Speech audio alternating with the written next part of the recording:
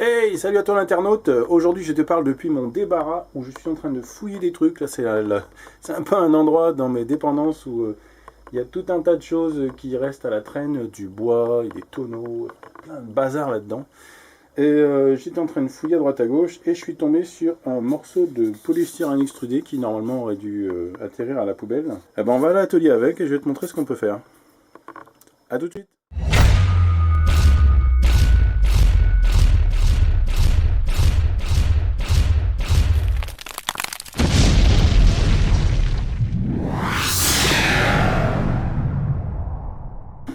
Alors nous voici donc au coin maquette.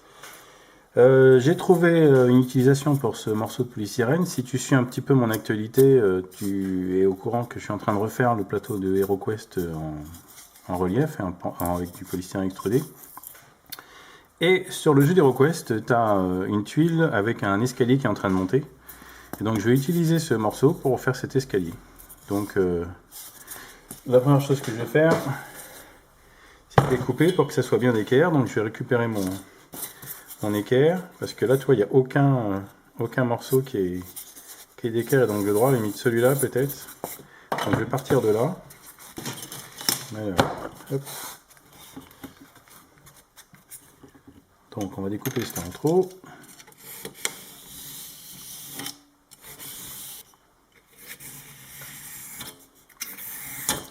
Ok, donc là avec la pièce que j'ai besoin, donc elle fera deux cases sur deux cases. Ok. Maintenant ce qu'on va regarder, c'est que on va décider de nos marches.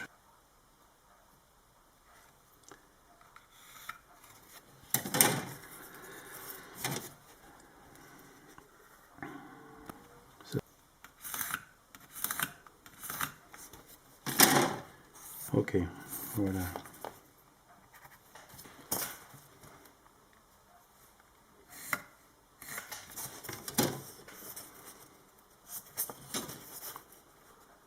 Donc j'ai fait mes points de repère, je sais ce que j'ai besoin d'enlever. Maintenant je vais passer à la découpe de ce morceau là aussi. Donc je sais que j'ai enlevé tout ce bloc, donc je vais essayer de garder mon cutter le plus droit possible et je vais suivre cette ligne là.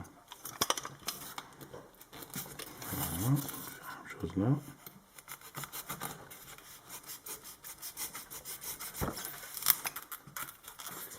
Voilà, premier bloc d'enlever, ça peut servir, je le garde. Voilà.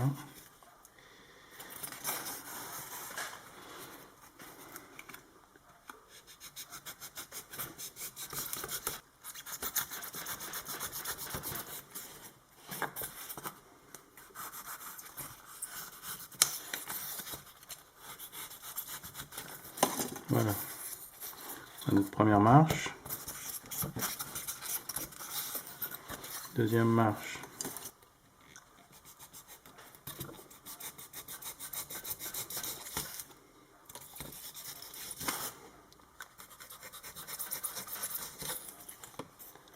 Voilà.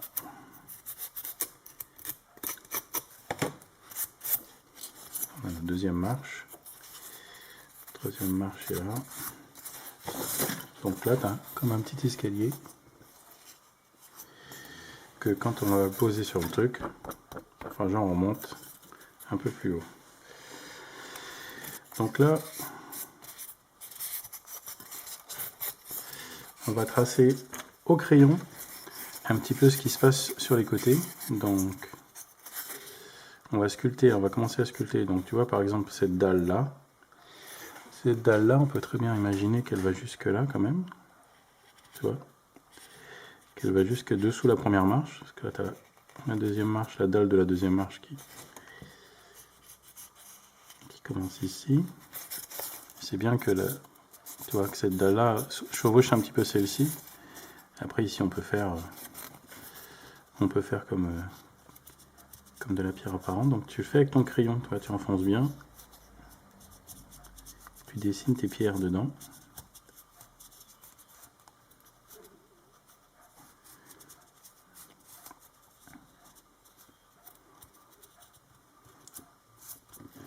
Ok, donc là on vient de ce côté maintenant. Donc pareil pour la deuxième marche. Donc je vais faire un petit point de repère ici pour que je la voie de ce côté. Hop. Elle va aller jusqu'à dessous la marche d'après.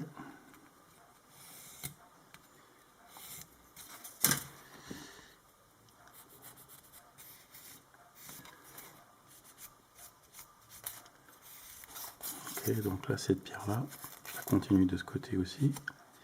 Pour que ça fasse comme si c'était une grosse pierre sur l'angle là. Il faut que quand tu fais des pierres apparentes comme ça, il faut qu'il y ait une logique quand même. Il faut qu'il y ait une logique de construction. Il faut faire en sorte que ça se chevauche tout ça. Comme quand tu fais des Lego, tu vois.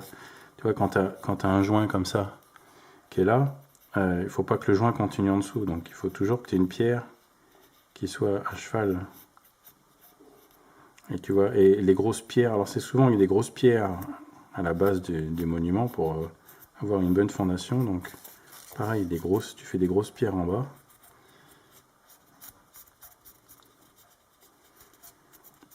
Les plus grosses pierres sont au sol et dans les angles, pour être sûr que ce soit bien solide. Voilà. Donc tu vois, comme ça a une logique. Toi, cette pierre-là, elle continue là, et ça fait une grosse pierre d'angle. Ok. Donc là, on a la pierre de cette dalle-là qui continue là, donc on peut très bien imaginer d'autres pierres qui continuent après. Comme moi, j'aime bien les faire. Où tout part un petit peu dans tous les sens. C'est plus simple. C'est plus simple d'un point de vue... Enfin, c'est plus simple. Donc, moi, je préfère. Voilà. Après, c'est un goût, c'est au goût de chacun, tu vois. Moi, je préfère ce genre de choses. Après...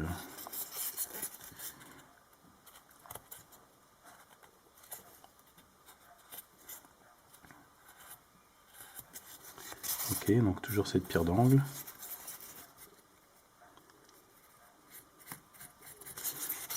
Alors, on va poursuivre ça de ce côté. Alors, on avait notre pierre qui allait jusque là, hein. La même chose de ce côté, là, ce qu'on avait fait là, il faut le faire la même chose de ce côté pour que ça ait du sens. Ça, on pourra soit le cacher avec de l'enduit, si ça se voit toujours. Voilà, comme ça, du coup, tu vois, ce morceau, ça a vraiment du sens. Tu as l'impression que cette dalle-là a été mise dessous. Et pareil pour ça. Tout le reste... Il faut que ce que tu es en train de faire en 3D, là, ait du sens. Qu'on ait vraiment l'impression que ça a été monté, en fait, hein, que ça a été construit, alors qu'au départ, c'est juste un bloc de polystyrène. Mais si tu fais des choses qui ont du sens, pour l'œil, toutes ces pierres qui font l'angle, etc. Si tu fais un joint ici, et puis qu'après, la pierre qui est là ne correspond pas au joint que tu viens de faire là, ça n'a aucun sens. Et ton œil va tout de suite le voir, il va voir qu'il embrouille, et il va pas croire à la chose. Alors que là, ça a du sens, et donc du coup, c'est plus naturel, et ton cerveau va plus accepter le fait que ça soit une construction.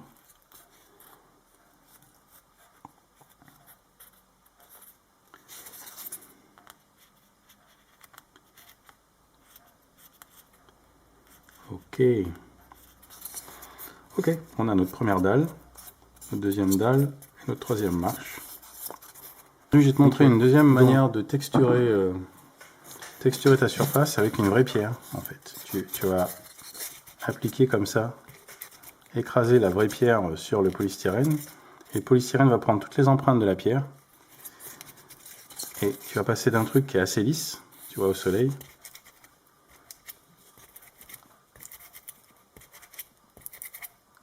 voilà, quelque chose qui a de la texture et qui a vécu, quoi. Bon, là, j'ai mon cutter qui coupe pas très bien, donc du coup, ça a déjà fait des trous. Bon, bah c'est très bien, ça va rajouter un petit peu de caractère à la pierre. Alors là, fais attention, c'est pas très épais, donc si tu appuies trop là, ça peut péter. Donc tu supportes derrière avec ta main. Voilà.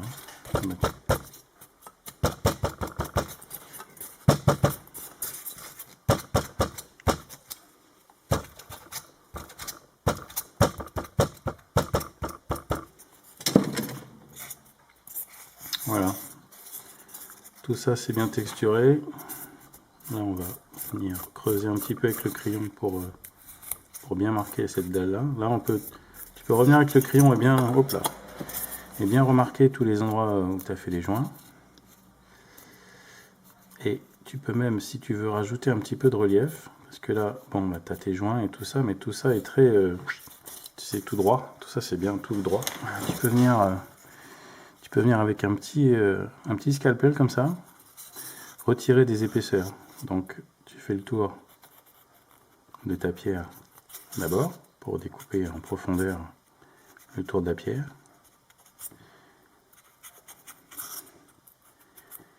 Et tu viens enlever une épaisseur juste, pof. Pas grand chose, juste pour que les autres pierres soient plus, pof. Voilà. Tu vois, hop, tu peux faire la même chose.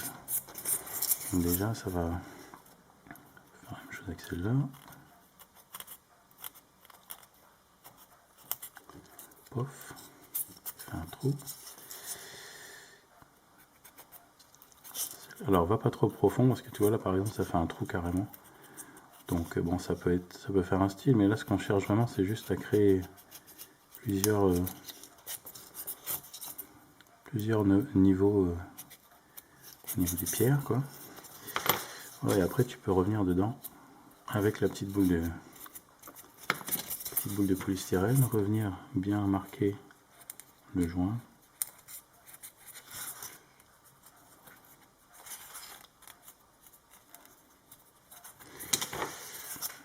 En sorte que par exemple tu es juste hop là toi ce coin qui est pas aussi, là on est carrément dans la sculpture là, sculpture de polystyrène. Là pareil, si tu trouves que les arêtes sont un peu trop nickel, ben, tu coupes un peu les angles, ça vieillit un petit peu la pierre, toi elle est usée à force qu'on soit passé. Toi, surtout au niveau des marches, là, tu vois, tu peux très bien t'amuser à creuser un petit peu le rebord, ce qui raconte un peu une histoire. Tu racontes une histoire en fait quand tu fais un objet comme ça.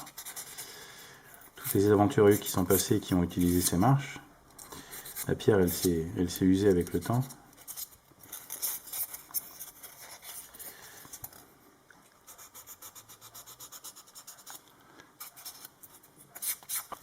Tu choisis les pierres, alors les grosses pierres je te conseille de les laisser parce que c'est vraiment genre les pierres fondatrices de l'escalier, donc tu les laisses les plus grosses possibles, et puis genre les petites pierres qui sont autour, tu enlèves juste une petite épaisseur là pour les différencier. Le polystyrène il a tendance à se reformer un petit peu, hein, donc il ne faut pas hésiter à bien reformer chaque pierre que tu as dessinée. Faut exagérer un petit peu de toute façon, puisque tout à l'heure on va mettre du vernicole noir dessus et ça va un petit peu boucher les joints, donc il vaut mieux qu'il soit trop visible et que ça s'atténue avec le vernicole plutôt qu'il soit à peine visible maintenant et qu'on les voit plus du tout tout à l'heure avec le vernicole. Voilà, ce que tu peux faire aussi c'est comme on avait dit, hein, tu peux faire des différences de niveau au niveau de le dessus de la dalle en elle-même, tu vois, tu peux me faire des trous, des imperfections à l'endroit où les gens marchent, creuser un petit peu en appuyant comme ça sur ton crayon, donc ça va, la marche sera plus aussi plate, ça va continuer à lui donner des textures, un peu de vécu, des vieilles marches, de vieux châteaux, un vieux donjon. Voilà. Voilà, puis quand tu es content de ce que tu as, bah, on va passer au vernicole. Et voilà, c'est comme ça que se termine la partie découpe et la partie sculpture de cette vidéo. Si tu as envie de voir comment je peins cette tuile, je te propose de tout de suite cliquer sur le lien qui apparaît en haut à droite de l'écran. Sinon, bah, je te dis à une prochaine vidéo et merci d'avoir regardé. Si ça t'a plu, mets un pouce en l'air, partage et je te dis à une prochaine vidéo. Et à tout de suite pour les autres. Salut!